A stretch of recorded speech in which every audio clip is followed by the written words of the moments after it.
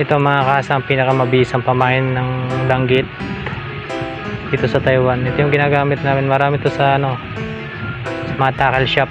Makikita mo yan sa mga rep, sa rep nila. Pag may nakita kang kulay pula tapos amuyin mo, pag may parang gatas, yun na yun.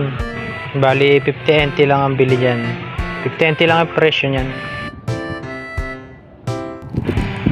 Yan, ganitong itsura niya. Kulay pula siya.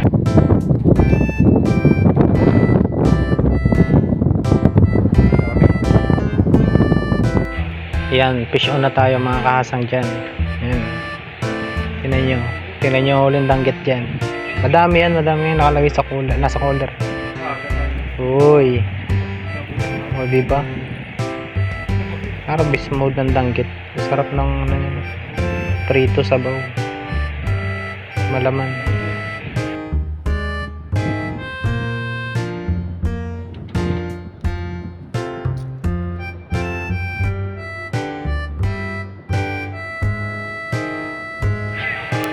Lakas bumatok kahit maliit eh.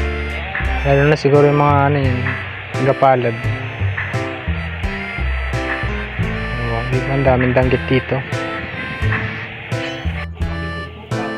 Support na lang mga kahasang para sa marami pa nating mga video, marami pang mga adventure dito sa Taiwan. Salamat mga kahasang. God bless.